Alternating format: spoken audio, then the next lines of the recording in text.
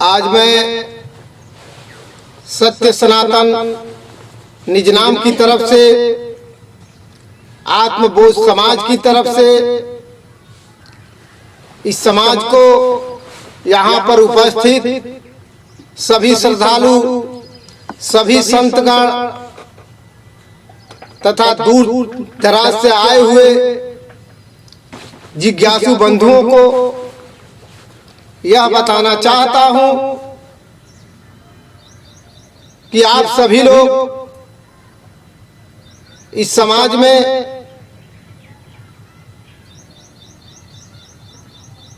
तमाम संत लोग आए हुए हैं, तमाम ऋषि मुनि आए हुए हैं, जो लोग ज्ञान के बारे में, परमात्मा के बारे में, ईश्वर के बारे में सभी लोग बता रहे हैं। मैं भी आज इस समाज को कुछ बताने के लिए, कुछ समझाने के लिए चला हूं। इस आत्मबोध समाज के तरफ से, सत्य सनातन निज नाम के तरफ से, जो आज प्रचलन में सबसे ज्यादा लोग कहीं पर भी जाने के बाद सुनने को मिल रहा है कि अब जो है राम राज्य की जरूरत है, राम राज्य आ रहा है। मैं इन समाज वालों से, समाज वाले भाई बंधुओं से पूछना चाहता हूं, बताना चाहता हूं कि राम राज्य का अर्थ क्या हुआ, राम राज्य किसे कहते हैं और राम राज्य आएगा तो क्या होगा, राम राज्य था तो कैसा था, उससे इस समाज को क्या लाभ मिला, इसी की आज चर्चा होगी। आप लोग ध्यानपूर्वक सुने और जो भी अगर आप लोगों को कुछ पूछना होगा तो आप पूछ सकते हैं, उसका जवाब दिया जाएगा। आज राम राज्य की बात की जाती है, मुझे भी अच्छा लगता है, ठीक है राम राज्य आए, राम राज्य होना चाहिए, लेकिन राम राज्य लाएगा कौन, ये आप लोग कभी विचार किए हैं? कौन राम राज्य लाएगा? आज लोग, सभी लोग कहते हैं, कल मैं सुनाया था थोड़ा रविदास पर, लेकिन आज भी मैं उसी पद्धति में चल रहा हूं, रामायण और इस समाज को लेकर के दोनों की टैली करा रहा हूं। आज लोग, कोई भी कहता है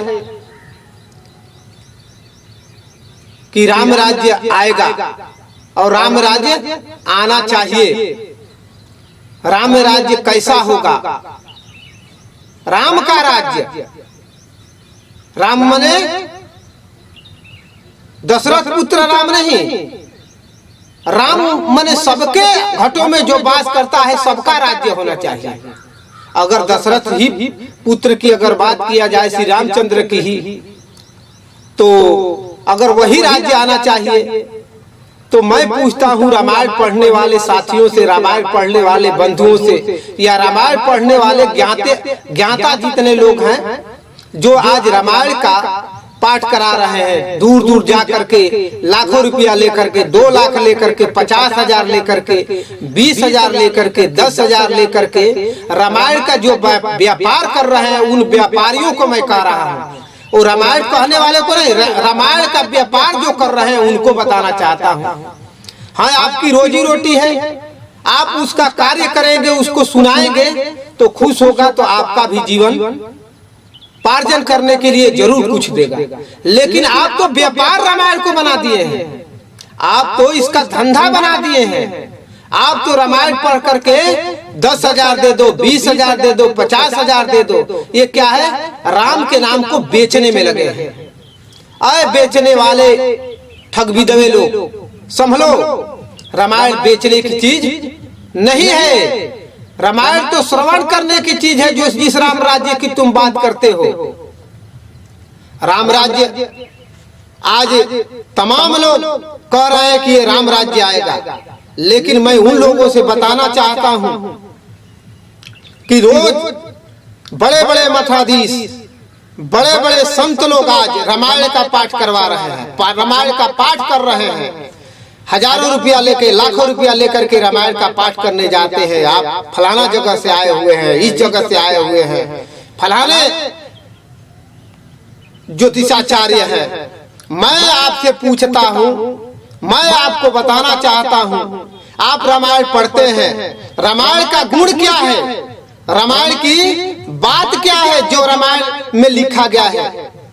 सर्वप्रथम में रामायण शिष्टाचार पर ही आधारित है।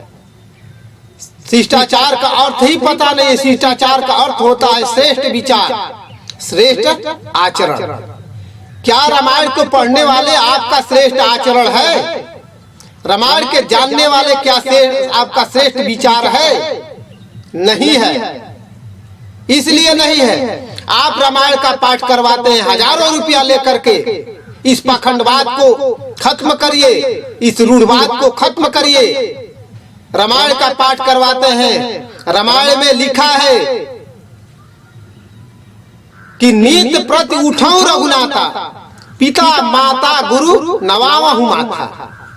पिता और माता और गुरु के चरणों में श्री रामचंद्र जी प्रथम उठ करके अपना सिर नवाते थे।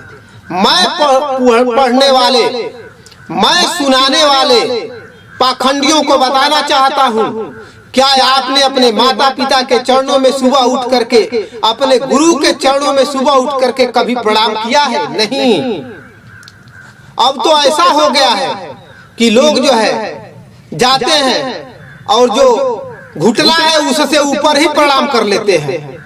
और कहा गया है कि चरण में झुकना चाहिए। क्या आपने समाज को चरण में झुकने का जो है जो रास्ता है बताए हैं? नहीं बताए हैं, क्योंकि आपने कभी झुका ही नहीं अपने माता पिता के चरणों में।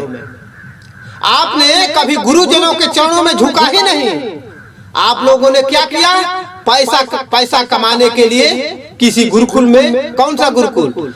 ये जो है आध्यात्मिक नहीं, संसारिक भौतिक गुरुकुल में जाकर के आपने जो है शिक्षा ग्रहण की। और यहाँ जरूरत है किसकी? दीक्षा की। इसलिए दीक्षा को आप ग्रहण करिए और समाज को सुधार में लाइए, समाज को एक अच्छी निर्देश दीजिए।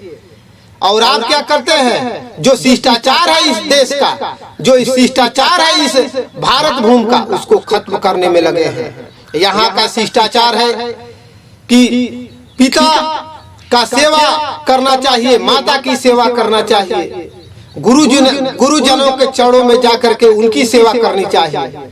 और आप और स्त्रियां का यहाँ 4 कर्म है। माता पिता अगर घर में है तो माता पिता जब उसी की शादी हो जाती है तो वहाँ सास ससुर की सेवा होनी चाहिए, वहाँ पति की सेवा होनी चाहिए और सतगुरु की सेवा होनी चाहिए। इसके अलावा कोई पूजा किसी भी वेद शास्त्र में नहीं लिखी गई है। अगर किसी में लिखी गई है तो हमको भी आप लोग बताइए। अगर नहीं लिखी गई है तो इस आडंबरवाद, इस ढोंगवाद को खत्म करिए। क्योंकि माता पिता, सास ससुर और गुरुजन और पति के अलावा कोई स्त्री के लिए कोई पूजा नहीं है। और मनुष्य के लिए, पुरुष के लिए माता पिता और गुरु, ये 3 पूजा है। यही आत्मबोध समाज निज नाम धर्म का मेन मकसद है कि जो आजकल में सनातन धर्म में जो बनाया गया वो पूजा फिर लागू हो घर घर। तब जाकर के इस घर घर का कोलाहल, इस घर घर का अंधविश्वास खत्म होगा। आप सुनाते हैं रामायण, गीता सुनाते आप हैं और उसमें लिखा क्या गया है? माता पिताजी कहो बच्चों। और आपके ही घर में वेद शास्त्रों को जानने वाले, सुनने वाले, मानने वाले ढोंगी पाखंडी, तुम आपका ही बच्चा क्या बोलता है? Papa mummy. जब आपका ही बच्चा पापा मम्मी बोल रहा है तो तुम रामायण की बात कैसे करते हो? तुम रामायण की बात कैसे सुनाते हो ढोंगियों? पहले अपने घर को बदलो, पहले अपने बेटा बेटी को बदलो, पहले स्वयं बदलो। आप जाते हैं घर पर तो अपने पिताजी को पापा बोलते हैं, मम्मी बोलते हैं, डैडी बोलते हैं, मामा बोलते हैं। पहले अपने घर को सुधारो, तब राम राज्य कायम होगा। राम राज्य हम भी चाहते हैं कायम हो, लेकिन राम राज्य ऐसे कायम नहीं होगा। पापा मम्मी यहाँ की भाषा नहीं है, इस रामायण की भाषा नहीं है, इस पुराण की भाषा नहीं है, इस जो है हिंदुस्तान की भाषा नहीं है। पहले इसको बंद कराओ और अपने बंद करो, तब जाकर के इस देश का कल्याण होगा। पापा का मतलब होता है पाप, अब मम्मी का मतलब होता है जो शरीर मर जाती है, ताबूत में बंद किया जाता है, तुम वही कहलाते हो। क्या उसकी माताजी मर गई है? उसके पिताजी पापी हैं। पहले तुम खुद सुधरो और दूसरे को सुधारो। और तुम क्या करते हो? आप क्या करते हो? दूसरे को सुधारने में लगे हो और स्वयं गलती में लगे हो। वैसी हालत मत करो। एक कहानी थी, हम जो 5 में पढ़ रहे थे तो एक गुरुजी थे, वो कहते थे कि एक मास्टर साहब थे, पंडित जी, वो जो है पढ़ाते थे हम लोगों को, कहानी बताए थे। वो कहानी को आपको बता रहा हूं, इसको ध्यान से सुनिए। तो कहते थे बच्चों, पेड़ के नीचे शौचालय नहीं करना चाहिए। और क्या करते थे? वो स्वयं पंडित जी जाकर के पेड़ के नीचे जब शाम होती थी तो रात में जाकर के शौचालय करते थे। एक दिन गांव वालों ने कहा कौन यहाँ करता है पेड़ के नीचे? पंडित जी तो यहाँ बताते हैं कि नहीं करना चाहिए, और वही पकड़ा गया। उसी तरह आप लोग इस रामायण और गीता को सुना रहे हैं और आपका ही लड़की जाती है मामा बोलती है। ये कौन सा शब्द है हिंदुस्तान का, भारत का? ये कौन सा रामायण में लिखा गया है? ढोंगियों, ये किस गीता में लिखी गई है? पाखंडी सुना रहे हो आप लोग गीता और रामायण को। वहां माता पिता कहा गया है, पहले अपने सुधरो और फिर दूसरे को सुधारो। जो अगर राम राज्य लाना चाहता है तो अपने घर में माता पिता कहलाए, अपने बाल बच्चे बीवी को पति जी कहलवाने की कोशिश करे। पहले स्वयं सुधरिए और दूसरे को सुधारने का प्रयास करिए, तब जाकर के राम में राज्य आएगा। ऐसे राम राज्य नहीं आएगा। ये ढोंग पाखंड से आप लोग बाहर निकलिए। जितने लोग सुन रहे हैं, जितने लोग इसको और फैलाइए, ताकि ढोंगियों पाखंडियों को सबक मिले।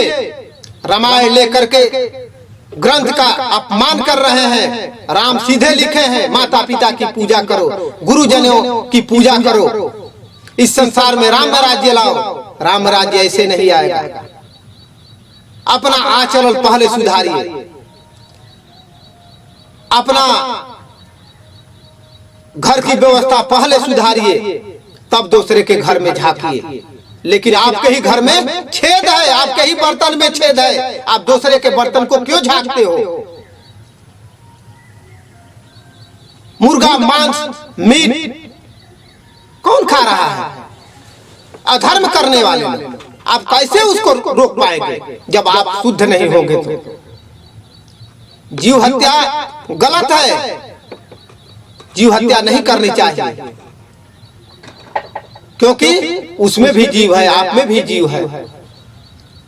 लेकिन आप जो है, आप लोग इस वेद शास्त्र को लेकर के इतना आडंबर बना दिए हैं, इतना पाखंड बना दिए हैं कि आप लोग खुद सुधरे नहीं हैं। गुटखा खा रहे हैं, पान खा रहे हैं, फिर भी रामायण आप पढ़ रहे हैं।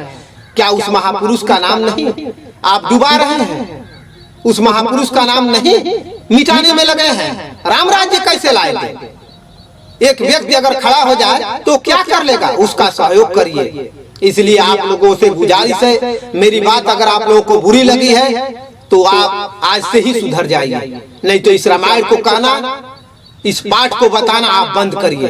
क्योंकि जिसकी जिम्मेवारी होगी वो बताएगा। जो साफ सुथरा होगा वो रामायण पढ़ सकता है। आप लोग जाते हैं रामायण को कूला कर लेंगे, कहेंगे साफ हो गया है। अरे फिर तो गंदगी आपके मन में भरी हुई है साथियों। इसलिए इस गंदगी को साफ करिए और अच्छे से विचार लाइए। और इस धरातल पर अगर राम राज्य ही कायम करना है, सबको समानता का भाव देना है, सबके अंदर एक उद्गार पैदा करना है तो आप लोग जो है एकजुट होकर के इसको सच्चाई से समाज में पेश करिए। इतना ही पर मैं अपने बाड़ी को विश्राम दे रहा हूँ। बंद करो।